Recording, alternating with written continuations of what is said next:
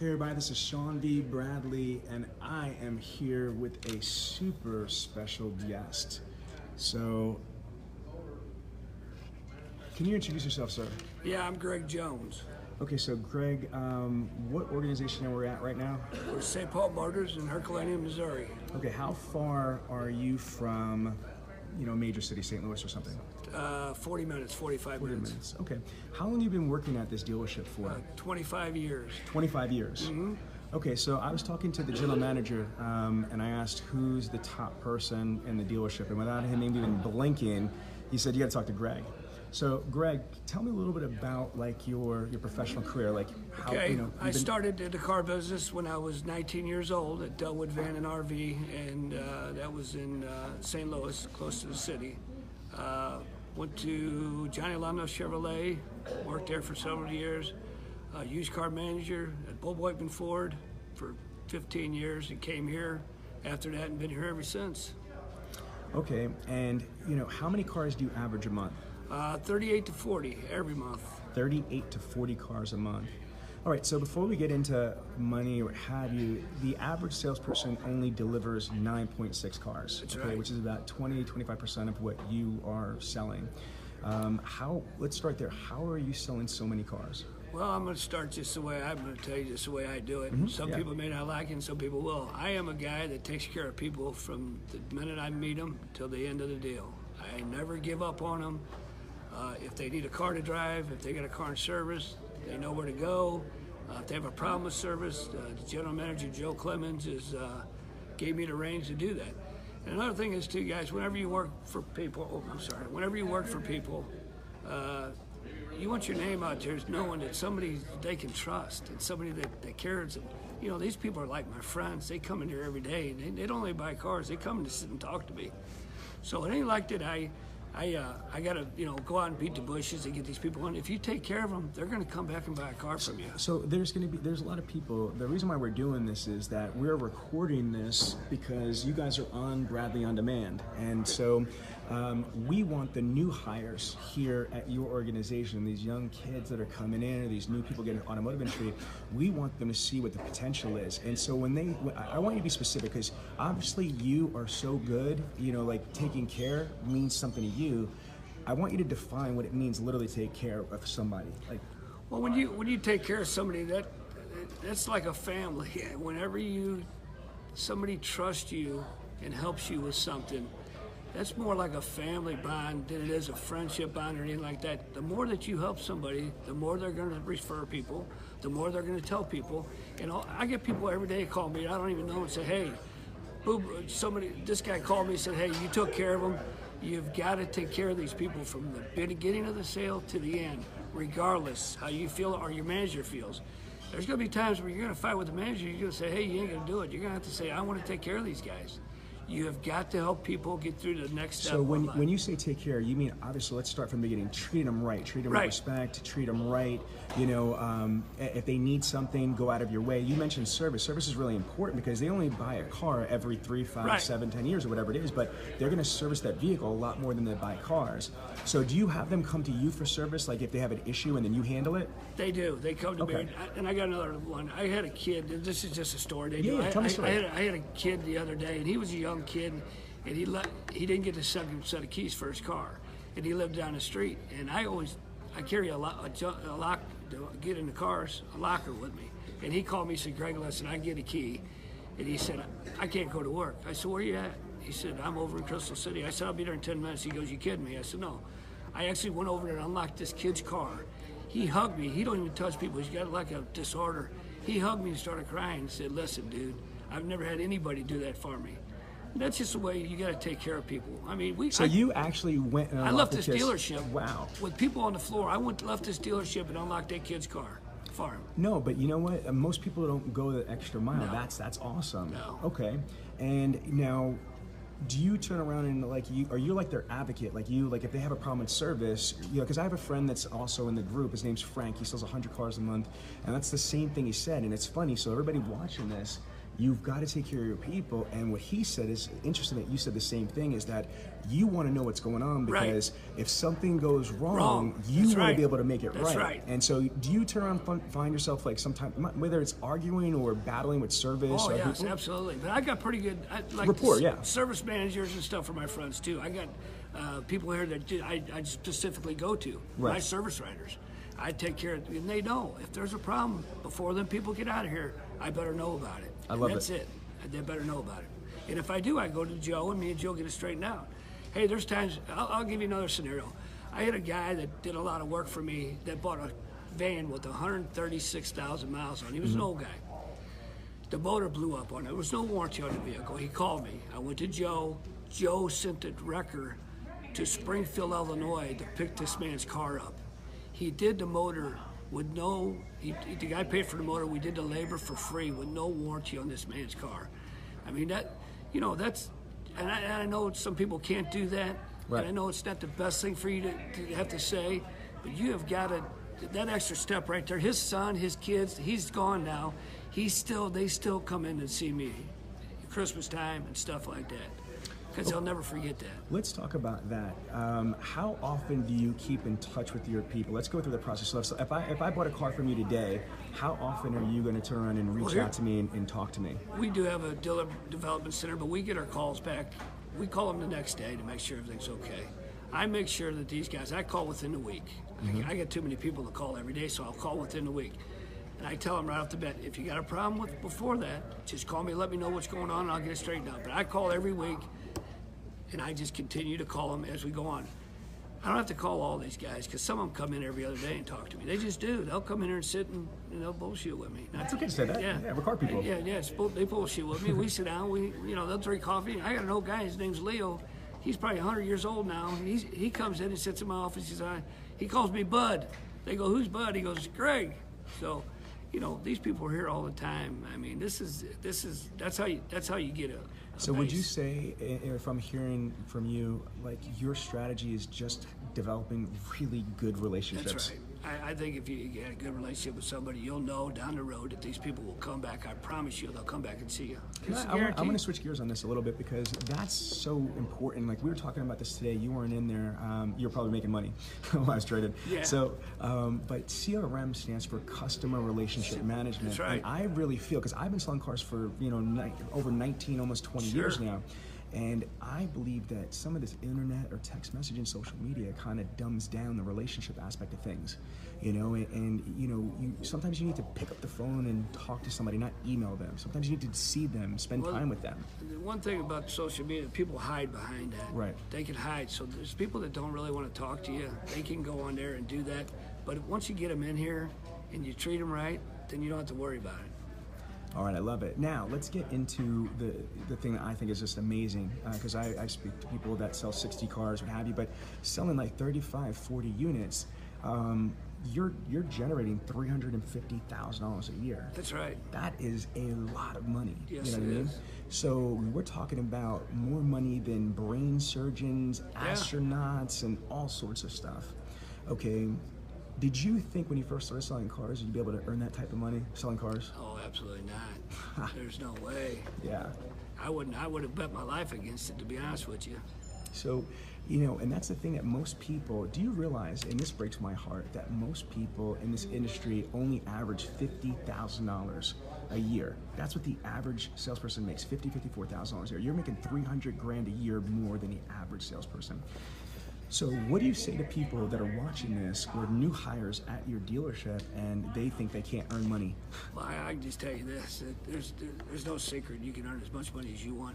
Oh, repeat that, sir. There's no doubt that you can make as much money as you want in the car business. It's just the way it is. You're unlimited. You make as much as you need to make. That's up to you. You got an unlimited amount of money you can make. I'm telling you right now, there's people that are here that make $100,000 a year that don't even work, salesmen. So I'm just telling you, if you apply yourself, there's no limit on the ceiling how much money you can make in the car business. There's just not. You told me a number of how much money you've made for yourself in personal income just at this dealership alone. Yeah, it's right about $6 million. Okay, now do me a favor, because you spoke fast, and we're on live, so they can't rewind this right now. They can rewind it later, but slowly and a little, how to say, what did you? $6 million. Okay, so I'm looking at a legitimate millionaire car salesman. You are a car salesman on the showroom floor, and so your title, which I love, so I'm looking at your card right here, and again, it's very humble. It's a sales consultant. It doesn't mean say automotive professional. It's a sales consultant. That's right. That's what I am. Okay, no doubt. And you earned in personal income $6 million at this dealership. Just at this dealership. Okay, what would you say in your lifetime career? Oh, I'd say it's got to be 10. $10 million. Yeah. But yet people work an entire lifetime and barely make 150 grand in the industry. Let me tell you something. I wait them all day long to get 3 cars and 2 kids, and these poor kids struggle. And these people struggle. So talk to me, brother. With all your experience, what do you think is the difference? Let's go through this. Like, what are the differences of like a 5-car, 10-car person to that makes 50, 60 grand to you? Well, it's no, real be honest. Be honest. It's real simple, guys. Okay. You can sit down and look at a guy I got guys here that's got potentials to make as much as me, or maybe even more. We got salesmen here that I've been working with for 25 years. They're my friends. They only work when they want to work, and they do what they want to do, and they're comfortable with what you do. Guys, I'm not comfortable any day. I come here every day, and you can ask Joe or anybody. I work from the time I get here till the time I leave. I'm here right now. I'm supposed to be here at 3. I got here at 10 o'clock this morning. I'll work till 9 o'clock tonight. And it ain't just because I want to do it. It's just because that's what my clients ask me to do. Hey, can you meet me there a little early? Hey, I'll be there in 5 minutes. I joke around. I say I work as hard as an ugly stripper. You work, and if you do your job and you do it right, guys, if you're let me tell you something. I know people ain't knocking the doors down to be salesmen now, and I understand that. Years ago, you couldn't get enough. You had more salesmen overrun. Sales is a breed that you have to earn your way through it. That's just the way it is. Nobody's going to give you anything. You get a draw, but you don't want to do a draw. You get an opportunity to make as much money as you can every day. Slow down, listen. Like you have so many nuggets you just drop because you just breathe this shit. Most people don't understand that. Let me just go back a couple of things. You're absolutely right. Work. People come in, and I see people. Oh, yeah. Listen to me. I don't know about this store, but I don't see it at this store. Telling you, other stores, I go in, bro. You know what they're doing? They're like up until like 11 o'clock. They're talking about what they're going to eat at lunch. They get into a huddle. I'm not eating. Talking about that. Yeah, exactly. I'm not eating. I don't care what's for lunch today. I'm here to sell cars. Oh my God, I love it. That's my point. If you get in here, and then they get into the bitch sessions. They start bitching about the. I can walk right past them, guys. Don't worry about it, because all that's going to do is aggravate you. Just do your job. Come in, work to work every day, and you'll be successful in the car business. I'm just telling you. I'm a proven fact. I barely got through high school. I'm not a brain surgeon. I'm not the smartest man in the world, but I can tell you what, I come here every day to sell a car, and I'm going to sell one today, maybe Listen, 2. I'm sorry, I'm going to disagree with one thing. You are obviously, if you made $10 million, you are beyond smart, just in different ways. Well, yeah. I mean, and so no, you've locked this down at higher than a PhD level for car sales. Let me give you the reality. You're probably in the 0.01% of the United States as far as income comes through. And we didn't talk about this yet. Are you a new car salesman or a used car salesman? I'm used cars, strictly. Okay, so wait a minute. You made at this dealership $6 million in personal income being a used car salesman. That's exactly right. So tell me, like I'll show you my check today. No, I believe you, brother. I'll show you what I made this year. It's 300-something thousand. I'm just telling you. I love it. So tell me, why do you love used cars so much? Well, I came here in '93 as the new cars. I was a used car manager at Boulevard and Ford, and I come in this dealership. They put me in used cars after that. Here I came because my wife said, "You're working too many hours." I said, "Okay."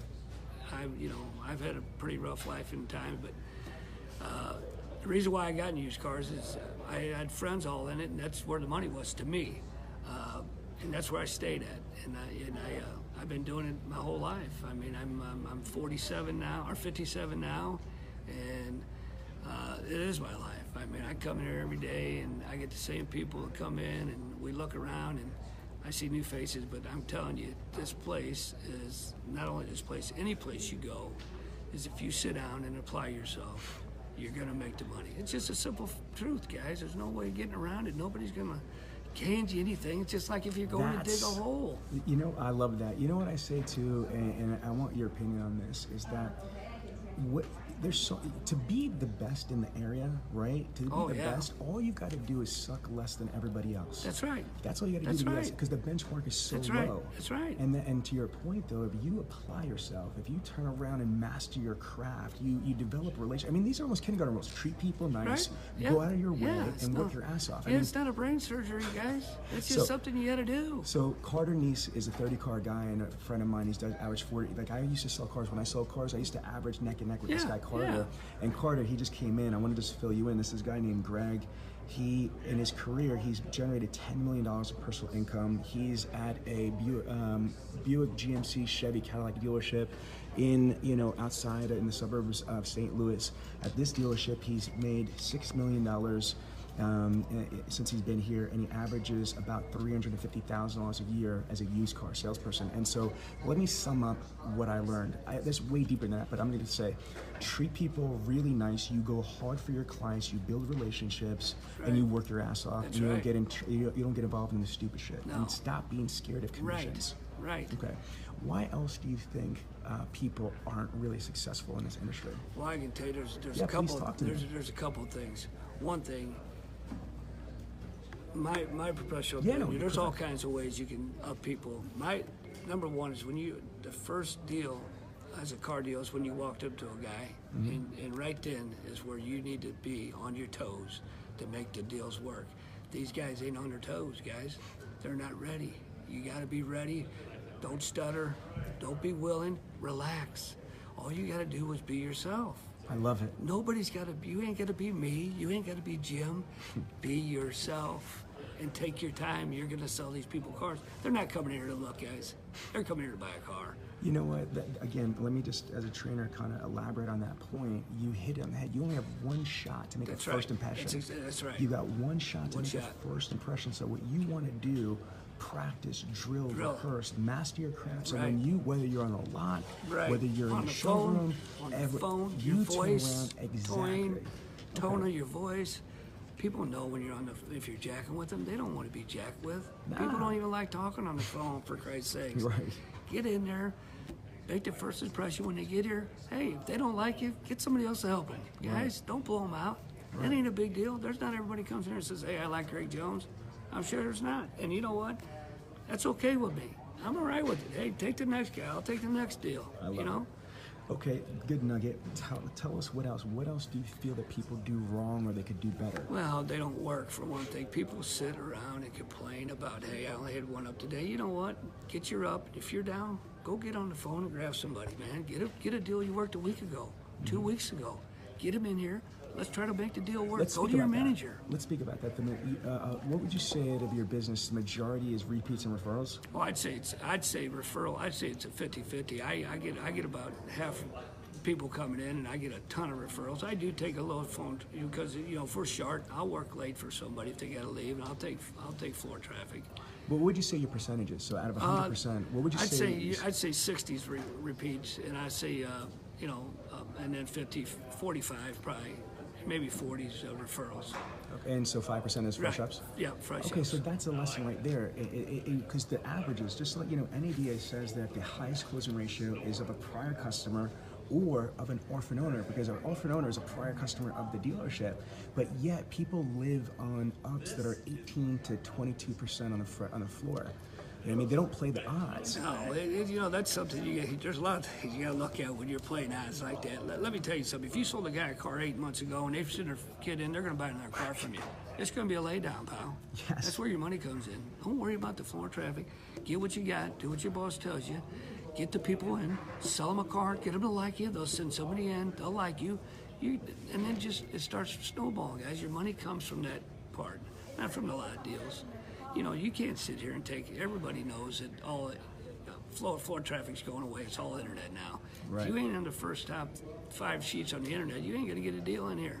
So you got to get your BDC, the girls got to be on market, on point to get these people in here. Right. You've got to treat them right. And believe me, they're going to send you people. I get people all the time saying, hey, and I don't even remember the people's name. Hey, Greg, this guy said you got him out of this car. I'm sending another guy down. So I love it. It's just, you know, to me, I'm a pretty simple guy. I come in here every day and I work, and there ain't a guy in this place can't tell you that I don't work as hard as I can every day. That's just the way I am, and I'm not going to stop that until I throw in the towel, and that's going to be a while. Now, let's transition to, okay, there's people that are watching this. There's going to be new hires at your dealership that are going to be coming through, and they're going to be in Bradley on Demand, and they're going to watch you, and they're going to be like, oh my God, he's a rock star to me. He's a car god. Yeah. But how do they start? Because I'm going to play devil's advocate because I hear this all the time, is that's great because you've got all this built up. I heard you. I totally respect you said work your ass off. Let's say I'm the new hire, so just pretend, and I say, Greg, look, man, you've inspired me. I watched your video, and I want to be like you. I want to be like Michael Jordan. You're my Michael Jordan. What do I do? Because until I could build up my own customer base, how do I turn around and start it? Tell me. It's going to be real simple. Talk to me. Number one, you have to apply yourself for the job that you're taking. If you come in here and want to sit around and do nothing, you're going to be right out there with them other guys sitting on that bench out there making 50 grand a year, crying and bitching. Stay out of the groups, do your training, listen to your managers, and be nice to people. Because if you don't do all them things, I mean, we can all sit here and say, hey, you do this right, you do that right. There's guys that do things better than me all day long. I listen to them. I know. Right. I'm not the best at everything I do, guys. You have got to make a way to make them points that you're weak at strong. That's just the way it is. You got to get strong at your weak points. That's the way it is. Okay, so let me go through. So when I come in, I'm going to go through GM product knowledge. And here, unfortunately, I know that you're used cars, but whether you're used cars and especially new cars, what I find is that for the OEM certification, people are going to turn around and they're going to try to blow through it. I've even seen people pay other people to take the test. How important is to know your inventory? Let me tell you something. Product knowledge, and your product knowledge, you got to know these vehicles. Hey, you don't have to be a mechanic. Right. But you got to, here's the main thing with the car. If a guy comes in and says, hey man, I like the stereo system, don't open the hood and show him the motor. Exactly. Show them the vehicle with the radio on, guys. Yes. If they want to see the size of a golf club fit in the back of it, open the trunk. Right. Please don't go to the front headlights. They're not going to do it. They're going to say, what the hell's wrong with this dude, man? Yes. You have got to go to the points of the sale. You got to listen. You gotta listen to what people say. Stop right there. That's a huge nugget right there.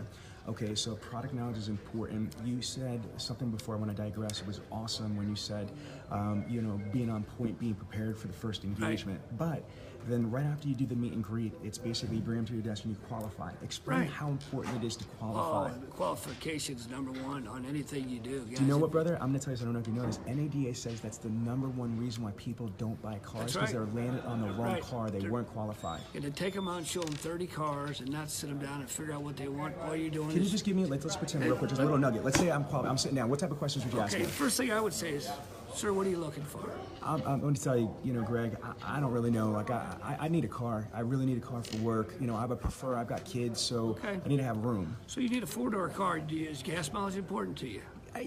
Yeah, I don't want like a big gas guzzler, but like I'm not like a penny pincher. Well, my perspective on that, I would go out here, I would say, hey, let's look at a Malibu, Chevy Malibu, 33 miles a gallon, 4-door car, they're 4 out of 5 consumer crash ratings.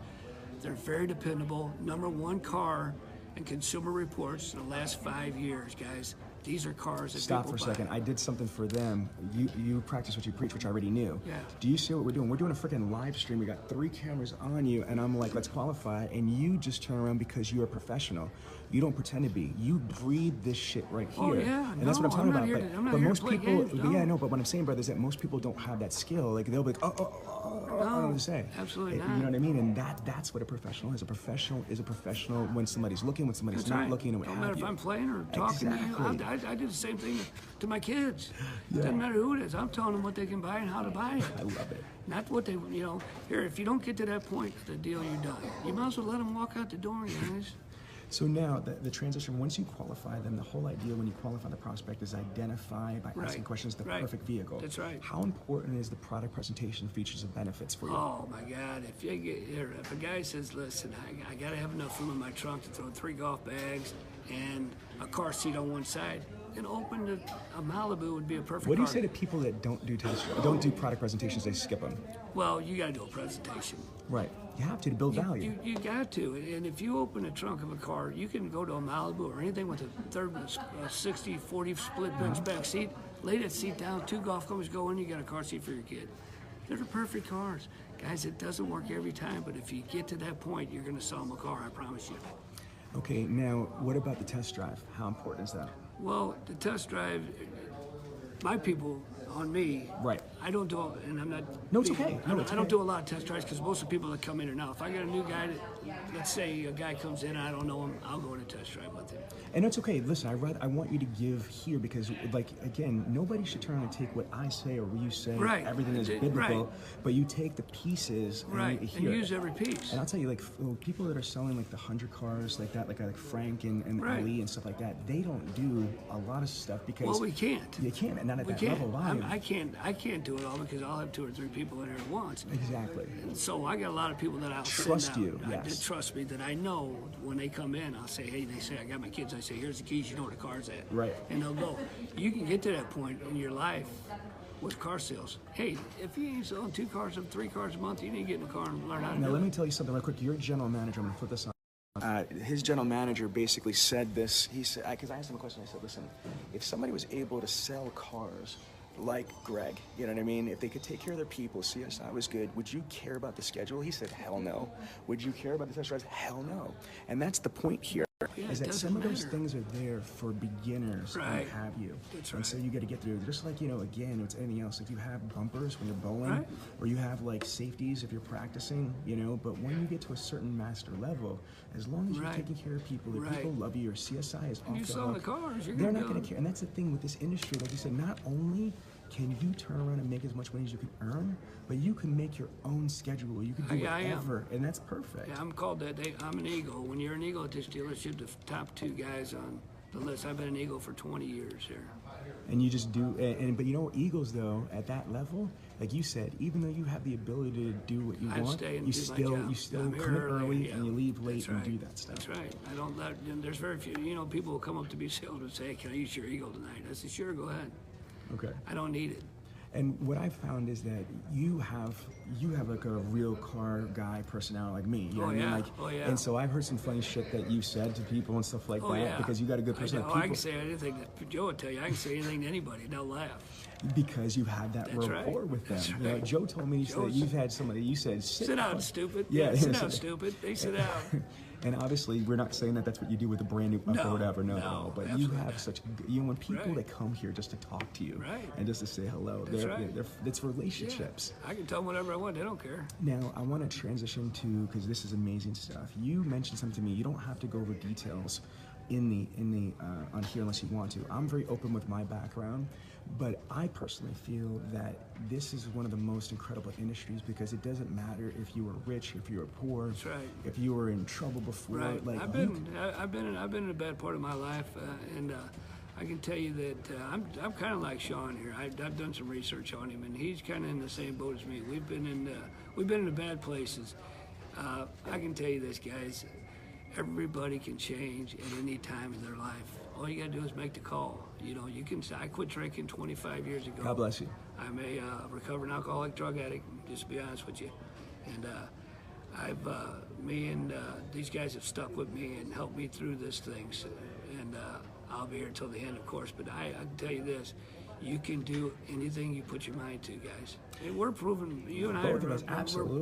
We're proven people. And that's the thing that also breaks my heart. There's people that for whatever reason, they let superficial stuff stop them. No. I mean, we've been through real shit, bro. Yeah. We've been through real it. stuff. Right. Real life situation Right. stuff, and we still were able to eat that Right. and build Right. an amazing. Amazing, Now talk to absolutely. him. You said to me that you have a lot of, and this is the part of it is that okay, that's great. You make all this money, what have you. You have assets. You have. Oh yeah, Talk about that for I a couple have. minutes. I have cleaners in town here that I bought. I took my cleaning there for 20 years. I went in there about a month ago, and the girls were crying. And I said, "What's wrong?" They said, "He shut it down." Well, I know the guy that owned it. I said, "No, he ain't." So I went over there and I bought it from him. So And we opened it up, and it does great. Every month, I own a subdivision in Hillsborough. I got 100 acres. I own 180 lots. It's worth about $6-7 million completed, maybe more, maybe 10, depends on how far I want to work. But Guys, I got a 67 GTO, I got a 69 Chevelle SS, I have a 66 Chevy pickup. Would you say that you're a millionaire car salesman or a multi-millionaire car salesman? I'm a multi-millionaire car salesman. Yeah, I'm not. I got $1 million in my checking account. So I'm not worried about that. So, but my point being is this: you are very humble. You're Sure. very chill. You're very relaxed. When people walk in here, like not the people that know you, just like a regular upcome in here, they see you in a blue shirt, you know, and car salesman at a Chevy dealership. I do not think for a second that anybody would just look at you as a salesperson when you're humble and your card says sales consultant, and then you are a multi-millionaire that owns assets, properties, and all sorts of stuff. Yeah. So here's the last and final question. First of all, it was a true privilege and honor to be able to interview you, brother. True privilege, especially from I know your background, and it impresses me. me. Same to you. Thank you so much. I appreciate you. Yeah, real recognizes real. You know, That's and I appreciate right. Yeah, that. I knew it when I seen you. Thank you. You know, and so why you don't have to do this? 'Cause I know what you're going to say. I know what you're going to say, but I want to hear it out loud. Why, as a multi-millionaire that you built from here, why are you a salesperson on the showroom floor? Why are you a used car salesman?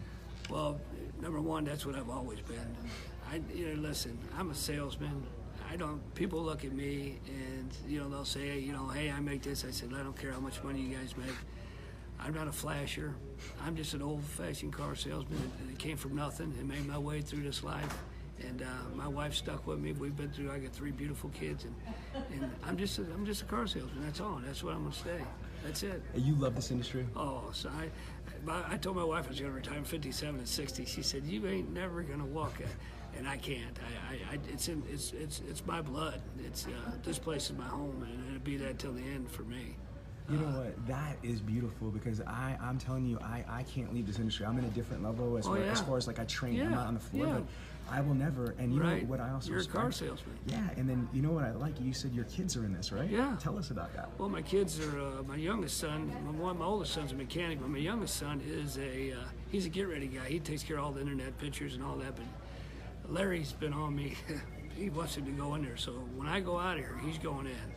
And he's ready. I've been talking to him, so as soon as he's not got the personality for it yet, but I'll get him in it. And I don't know if you know this, but my daughter, my oldest, she's going to be 20. She just got a job at a Chrysler dealership in Pennsylvania. So she was going to college for a year and a half. She got tired of being a broke college kid. She said to me, she said, Sean, I want to turn around and I want to see if I could do this. And I said, I know you could do this. Oh, yeah. So she went through the process. So, and that's the other thing. When you are talking to 2 multimillionaires, that are in this industry to the point that we believe in it so much that we put our children in it. All right. You know what I mean? Like if this wasn't a great career, would you put your kids in this? No, absolutely. You don't have to turn around and tell your kids to do this. No, my kids don't have to stay here. They can leave anytime they want. They can do whatever they want. And that's the point, brother. We love this industry so much that we're here and we have our kids in here. But you know what breaks my heart also to the civilians, the public out there? They don't know what the potential is. Well, they really don't. There's people who come here and think you're a shit bum. Yeah, exactly. Yeah. And I tell people all the time. One time, a guy told me, he goes, "I make $80,000 a year. You see that?" And I said, "Good. I couldn't keep my electric on for that." So if they want to throw money around, I just let them throw it. Guys, listen. Everybody knows that you don't have to say what you got and what you do. Right. I mean, I'm not here. I got a different rebuttal. You know what I said when people. I said that car people are scumbags. I said, listen, this is my rebuttal. I said, even not Bradley, man. I said, listen, I'm sorry you feel that way. It sounds like you had a bad experience. Right. But let me tell you something. There's Catholic priests out there. Yeah. There's police out there. Right. So first of all, and technically, I've heard more recently about Catholic priests doing bad stuff than car people getting exposed. Yeah. And so again, there's good and bad in everything. There are scumbag car salesmen, like the scumbag priests and scumbag cops. Guys, don't take one bad apple and make it bad, guys.